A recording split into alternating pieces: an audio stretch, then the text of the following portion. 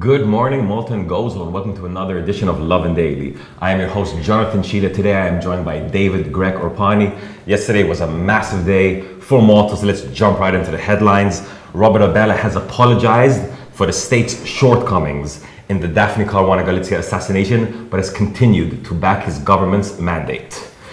The Caruana Galizia family welcomes the inquiry findings and hopes it will lead to the restoration of rule of law in Malta.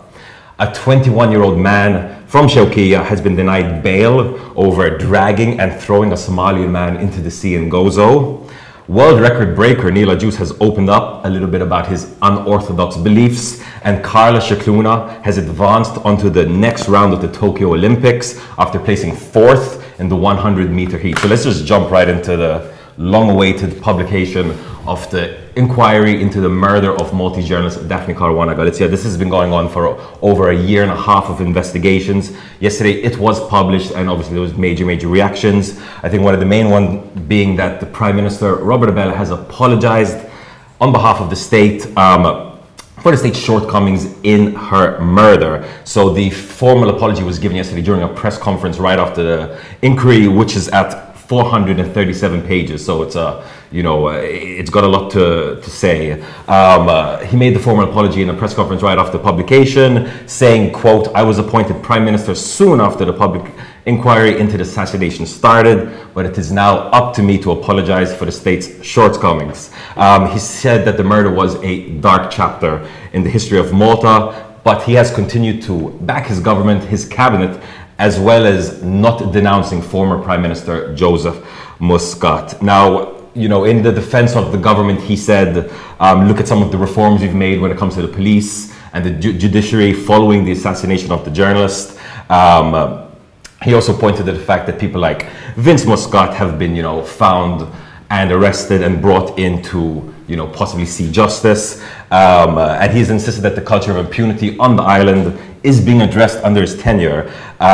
So quite a big step forward in this, tragic story that Malta's been grappling with for years. Among some of the other findings within the inquiry itself was the fact that the board did find that Daphne Caruana Galizia's assassination was either intrinsically or directly linked to her journalism, to her actual work.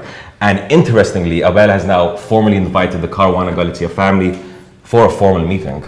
Yeah, and I mean, it's been, years of pain and frustration, and but it's such a massive, topic that sometimes we forget that there is a family at the heart of all of this, and this was, in fact, one of the first and most important reactions, of course, was of the Caruana Galizia family, who pretty much said that these findings kind of confirmed what they believed from the very moment, that Daphne Caruana Galizia was assassinated. They said her assassination was a direct result of the collapse of the rule of law and the impunity that the state provided to the corrupt network she was reporting on. So the sentiment was that, there was that certain sense probably of relief, of vindication, of like, we have always believed this, but it's we are welcoming the fact that it is being put on record on black on white. The family also said that Daphne and her work will live on, in ensuring that the recommendations of this inquiry affect lasting change.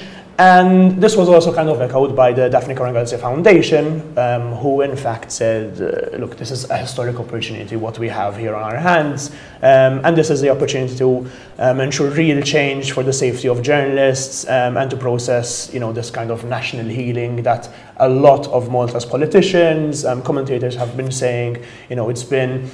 We're approaching nearly half a decade since, this whole thing happened. Could this be the beginning of a new chapter, which is hopefully not as dark as what we've been going through? This is far from the end of the story, so the inquiry has been published, but now, we have to go through the reports, look at the recommendations, come to some conclusions.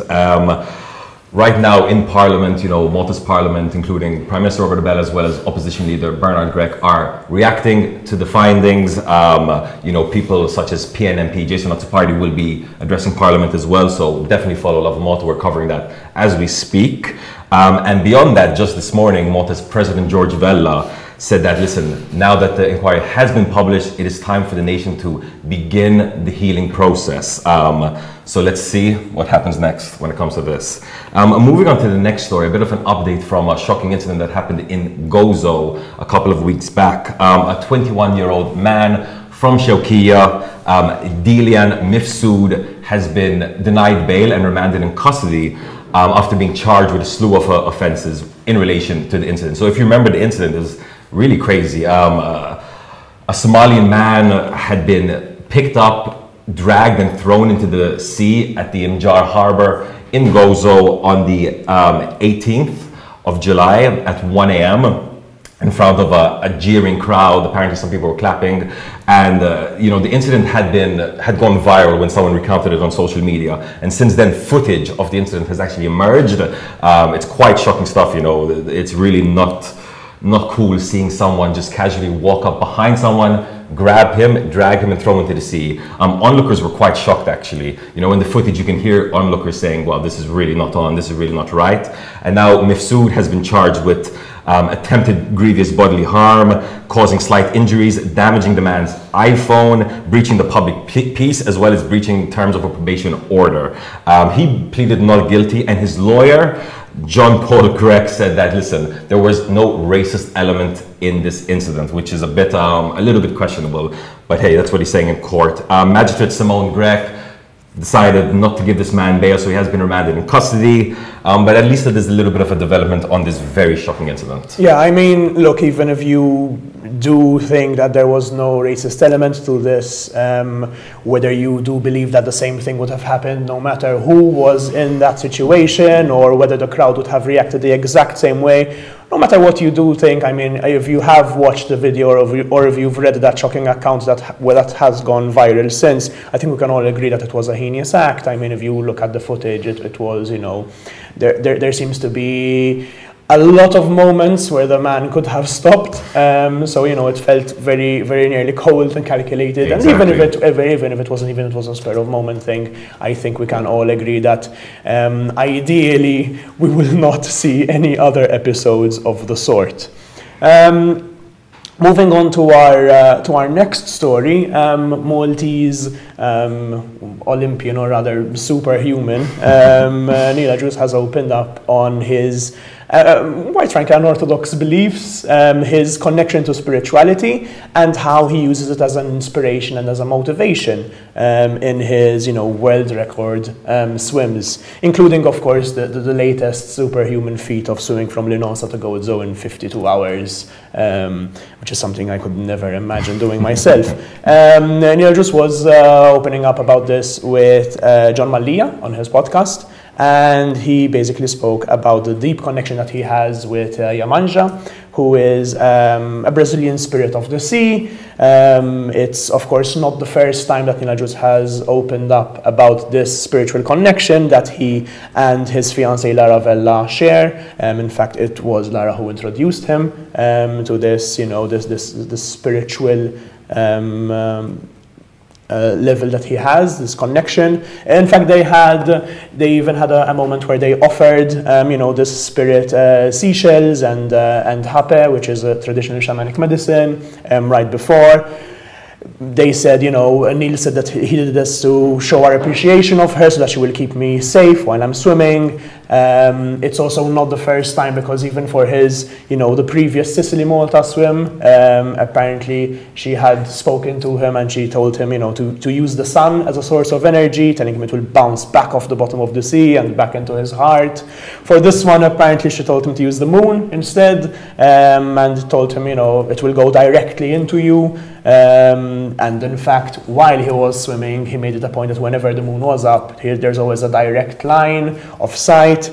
I mean, of course, there's definitely going to be people, who see this as quite strange, quite unorthodox, but quite frankly, if it manages to make a human being swim for 52 hours straight, whatever, literally floats your boat, I would gladly, very gladly, unlock this spiritual thing if it allowed me to do all of these, superhuman feats. I love this story. I'm still trying to get my head around the fact that this guy swam straight for 52 hours. And, finding out what led to that kind of strength, that determination, whatever the belief is, even if it is a bit fantastical. Yeah. I really, really appreciate it, and I appreciate Neela just being open about it as well. So many people, you know, tend to hide kind of like where they get their source of strength or the inspiration from. So it's awesome to see this. And I mean, let's be clear, this guy did a superhuman feat. You know, we spoke to him a few days after the swim, and his body was in quite a state. His back was all sunburnt.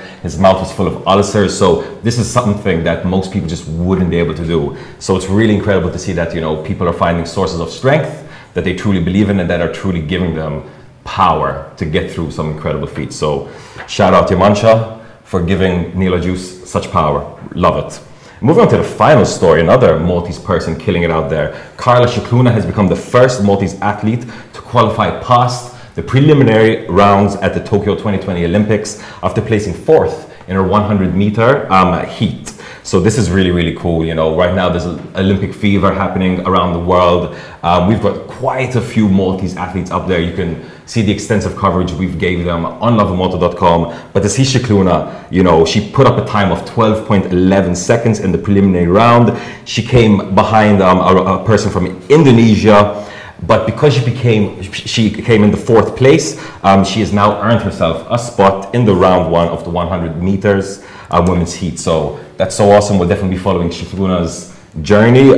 Maybe she can reach out to Yamancha as well, find some strength, and nab that 1st, 2nd, or 3rd spot. I mean, you know, the Maltese contingent has been making us very proud as of late. We've been sharing so many of their impressive feats, their awesome stories. They keep breaking their own records, and they're all national records. So, you know, there really seems to be this whole like athletic reawakening on the island of people daring and to push themselves even further. I mean, Carla is literally just one example, but the fact that these athletes, many of them are so young, you know, I look at them and I feel equally old and inept at the same time. And the fact, you know, that we have so many of these promising athletes is definitely a great thing to look forward to, and a great thing, you know, to keep an eye out from football to athletics to swimming. You know, this could be a new age for Malta, and putting ourselves on the map, you know, with a very better stamp. And with that, you know, hopeful turn of events, that brings us to the end of our bulletin. Have a day full of lovin'.